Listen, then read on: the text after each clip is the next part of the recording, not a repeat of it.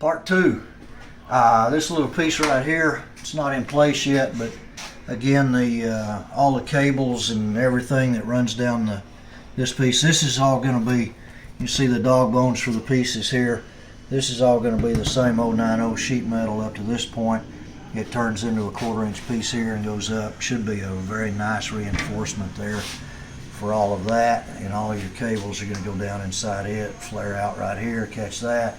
This is that this replaces that fiberglass tub. You can start to see the monocoque. This thing's, again, not quite tuned and shaped the way it wants and needs to be, but this takes the place of that fiberglass tub. There'll be some aluminum pieces that come up and across and down that make that seat. You can see this is, I forget how many inches wider here. You can see that it's a wider foot box. The foot box actually gets wider as it comes up. You got more room up here for the ball of your foot. You can actually fit these pedals in here without having to modify them. And it's tight, but it's not nearly as tight as it was. The original Manta stuff, the McLaren and the Lola didn't have it, but the Manta stuff had a fiberglass wall that came down. Well, that fiberglass wall was the old narrow thickness, so it doesn't do any good anymore.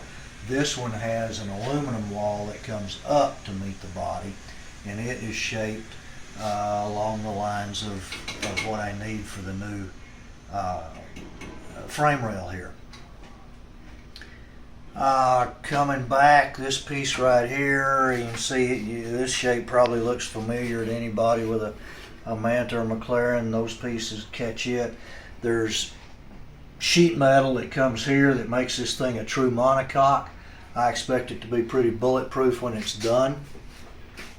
Coming to the back here, let me explain some stuff, get some stuff out of the way. This is an old motor plate that's not really a motor plate, but I had it laying around, so I'm going to use it to kind of show what's going on here.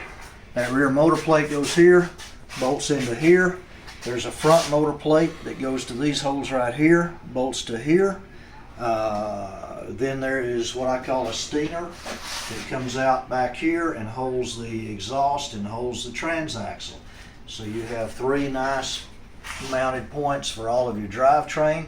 You don't have to reinvent the chassis for a different drivetrain. You just do whatever motor plate you want and need for whatever, and stinger and so forth, for whatever engine transaxle combination you use. Everything back here is very similar to what we had looked at in the front. This plate right here, see how it covers the rail here like so. There's another piece that goes back here which makes the three thicknesses of the A-on mount points, which are here, here, here, and here. Come back here, Jack. This is the piece that goes back here like this. Covers, you can see where the frame rail comes out here and here. This covers up the raw frame rail sticking out. It gives the extra thickness for this. It gives the extra thickness for the sway bar. This bracket right here is where the tilt of the clamshell is. It bolts right here.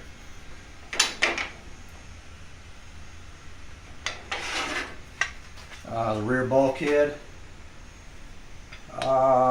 This also, let me get, stand by a second.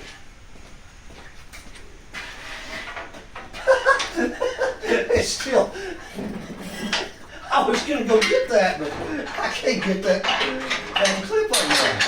Let me pull this one out and I'll use it. These are built into the chassis. See these little notches right here? And there's a set right here. There's going to be another set right here. But these little notches catch all of your lines. They come out of here, they come around here, they go up here, they come here. And what that does, your brake lines, your all your cables, shifter cables, so forth, go in there like so, and all your lines make a nice neat run, and it just looks really nice. But what I wanted to show you was the rear brake line comes out here, which again, there's a rubber grommet. It does that. It comes from that. You see this right here, catches it here, comes from that one, and then this piece right here, another rubber grommet right here, but that goes out like that, and that catches your rear brake. You don't have to have a loop here because I don't have four-wheel steering on it. That goes straight out to the all of this is set up for Willwood 6-piston brakes. I make my own calipers. I just happen to have a set of lower rear A-arms from another project sitting here. They're Teflon permanently lubricated rod ends on either end. Those fit about like so, comes up to the spindle right here. The other one is just a fabricated A-arm, does the same thing. Here's your shock mounts here, the same detail that we talked about up here. Whatever I did with it, the shock mounts will go here and here. This brace right here splits the difference on the shock mounts, gives it a little strength, and catches the wiring over here. Everything's got to do two things. One thing I wanted to show you on these A-arms, it's the same detail as the shock mount. If you're trying to bolt this and bolt this, you got to get it perfect, and then if you start messing with camber and caster, now it doesn't fit and so forth. But what you do is, this one right here is a 1/2 inch ID, and it bolts up solid. This one right here is a 3/4 ID. There's a bushing that goes in it, just like the shock mount deal. And then that goes all the way through, and that goes in there and bolts down. And this floats on that bushing. So you do not have to have that critical down to the 1,000th of an inch. Kim McCroot, if you are watching, check that out. That's how to revise these things to make a 15-inch Lambo wheel fit on these. Taking these to Ken on my trip to Hollywood. What else we got here? Oh, this bar right here comes from the motor mount all the way up to the monocoque tub. 1.5 inch bar. This little piece right here, I wanted to show you. That's just the other side of the A-arm. These are just 1.25 inch pre-bent. Build them myself on the jig. Prefab bungs, A&A pieces. Pretty simple and easy to do a set of A-arms that absolutely meet my geometry requirements. These little pieces right here, I wanted to show you. That would have been a pain to fabricate that, but I just drew it up and had them tube laser it. That piece right there goes right in there like that. You can see it on that side too. Goes there, catches this bar goes up and catches the monocoque up there. This is a C5 Corvette hub. Unfortunately, you pay 20 bucks extra, or C6, whichever it is. Unfortunately, you pay 20 bucks extra to get an ABS sensor that you're going to cut off and throw away, but that 20 bucks buys you a much better spline pattern.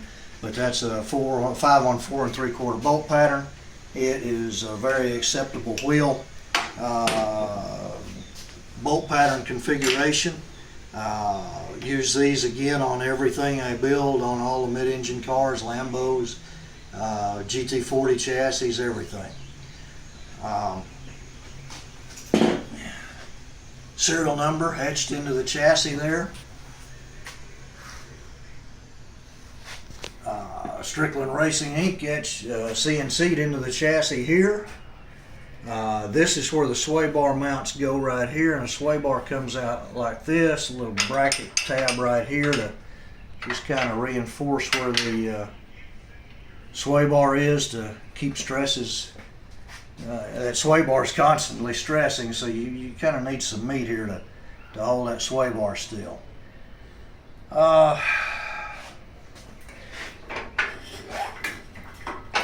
Have I,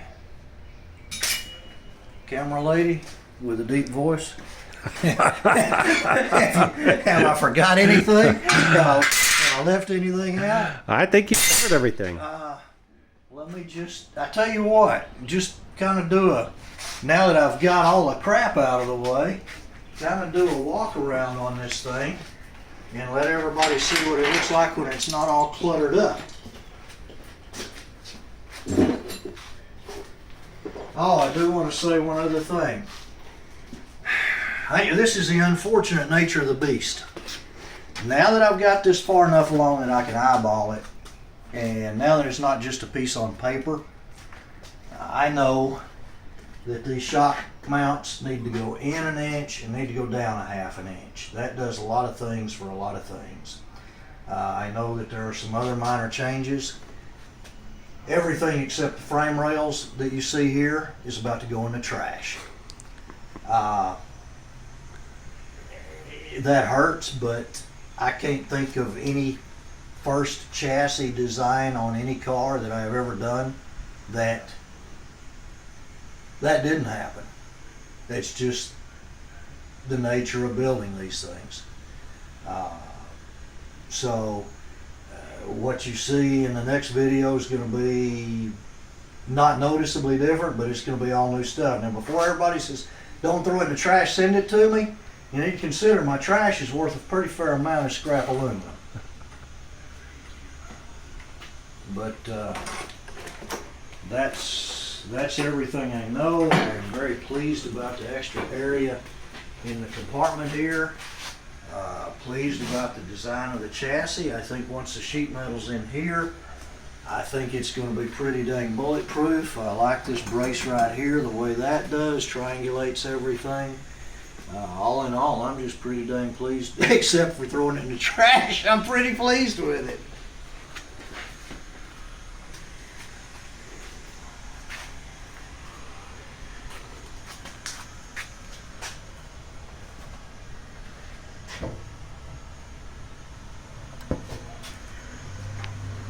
Does take remote mount reservoirs on this, which this was kind of a balancing act right here. You can see this splits the difference on the cylinders there, and it's tight but not uncomfortably tight, and everything works. This right here is going to get a piece that has one of those plastic bushings in it right here for the shaft to transfer into the sealed compartment. This right here I'm still trying to pull out. I use these on quite extensively all over the chassis. I'll show you one other thing back here on this. I put a bus bar here. This is not bent just correctly yet, but anyway, this goes back here. These are for these to run all my wires up through there and out and whatever they want to do. These are all the correct size for that tie wrap that I can't get out up there to be able to run wiring, whatever. But anyway, I've got this whole area right here that's just nothing but bus bar to do whatever I want and need to. These right here are for various fuel lines to do whatever they need to. Some holes here just look pretty, but most of them do have a purpose. Now I think I'm about done talking.